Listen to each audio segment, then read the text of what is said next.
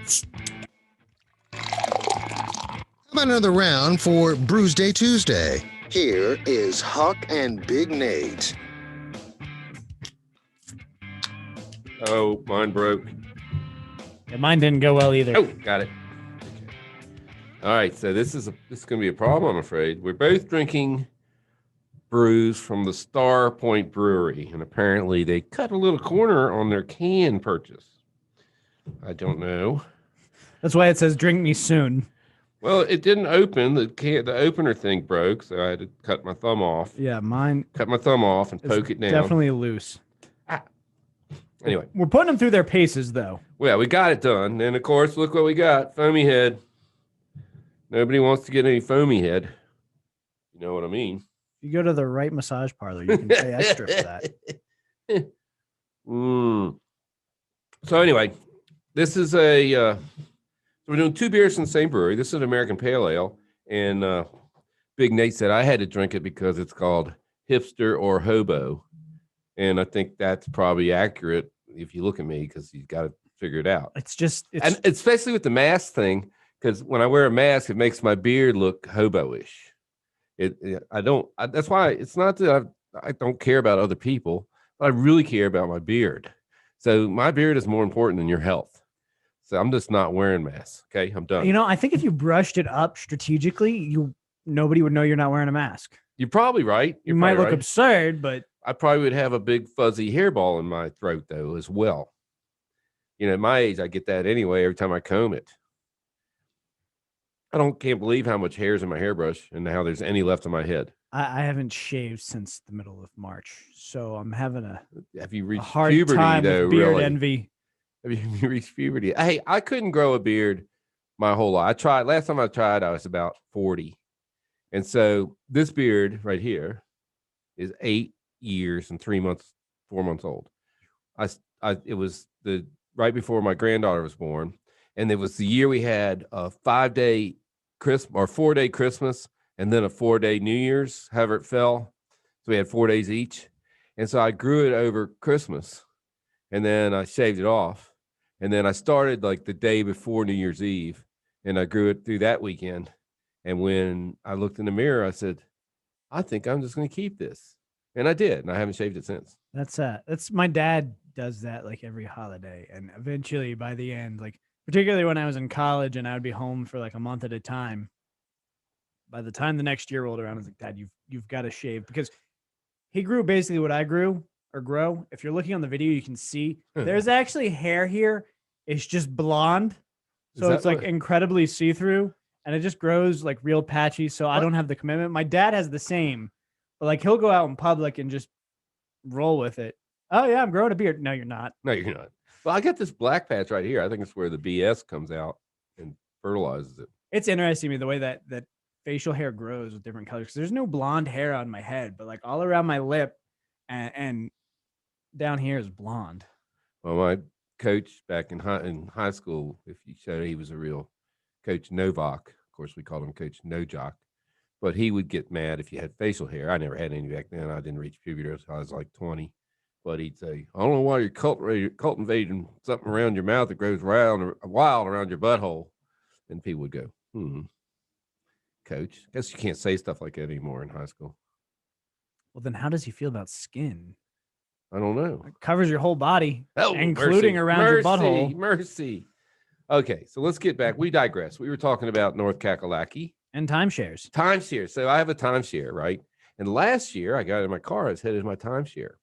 And they sent me an email and said, the governor says that you're not a property owner and you can't come. So I said, wait a minute. You sold me a deed, which says I'm a property owner for my week and space. Anyway, so I sent a couple more emails and I said, what are you going to do about it? And they said, nothing. So then about a month or two later, they sent us, it's 5 weeks nobody could go. So they sued a class action suit and they allowed people to come, but they didn't do anything about paying me for my time. So I decided I wasn't going to pay them. And then financially I'm old, but I was at a point where I feel like this would not be a good year to have a bad thing on my credit report because I'm selling and buying things.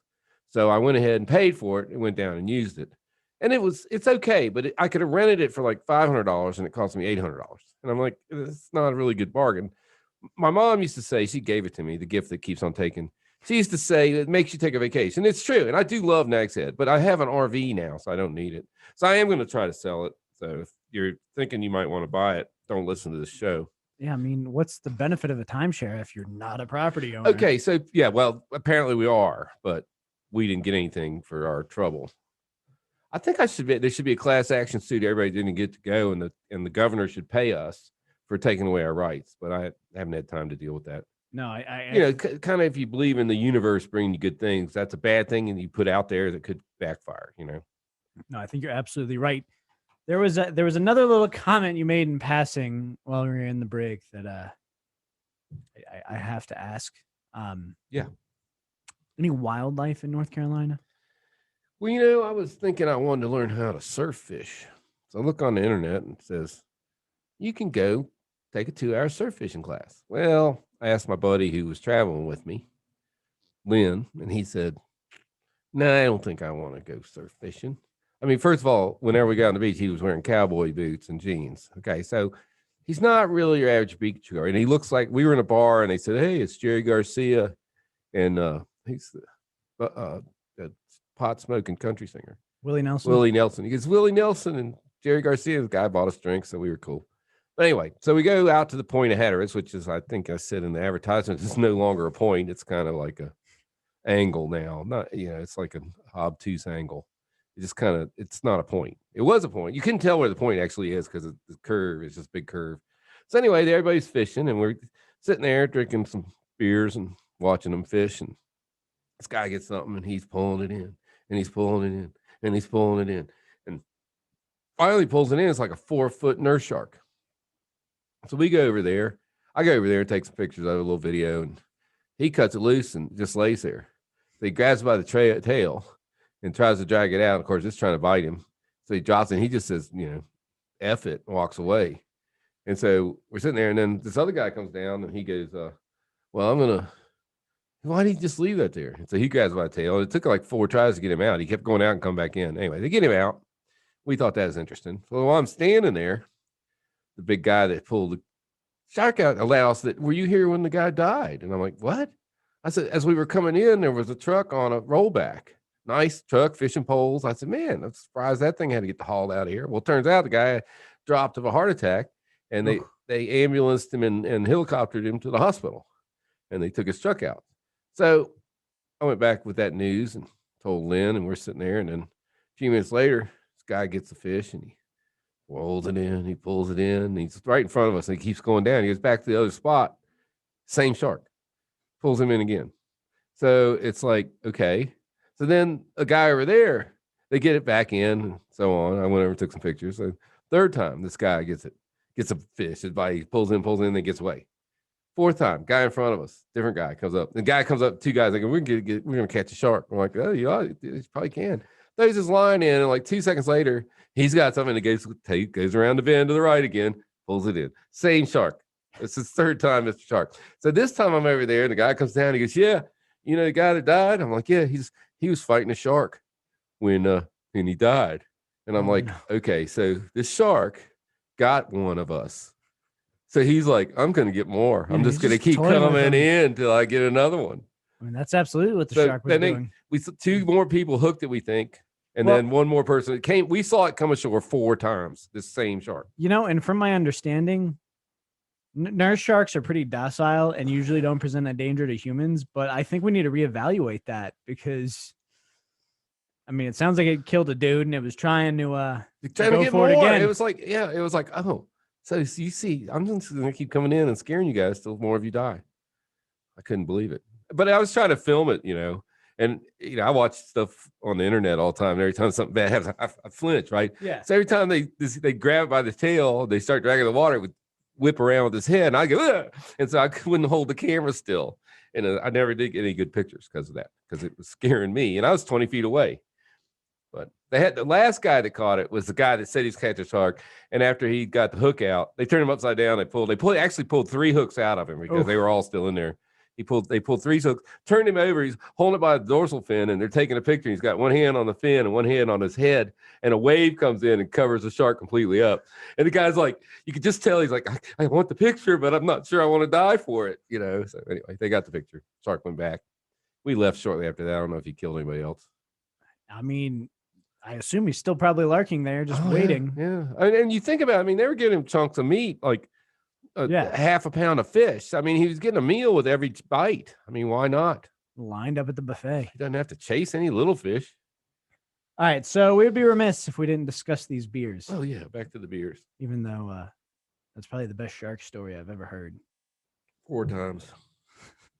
Potentially 7. So Starpoint Brewing, I've got the Double India Pale Ale, 8% ABV, brewed and packaged by Starpoint Brewing in Chapel Hill in Durham, North Carolina. I'd be willing to bet yours was brewed and packaged in the same damn place. It was, because it's the same so brewery. Weird. So weird. But I think I had someone to Raleigh, and they had a multi-tap.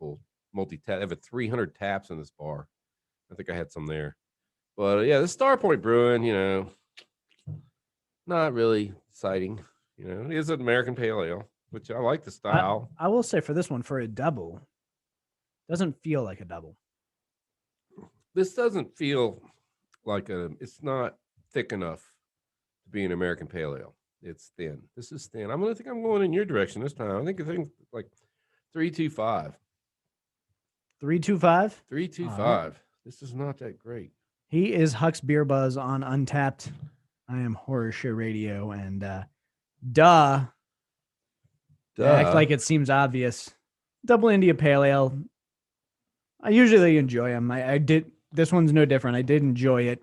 It does do a little bit better than the Man of Law, but still not the best Double India Pale Ale I've had. So I'm going to go ahead. I'll give it a 3.75.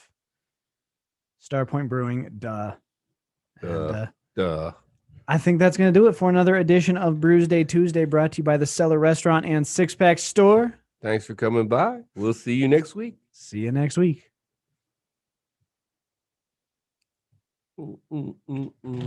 Yeah, it was a scary shark.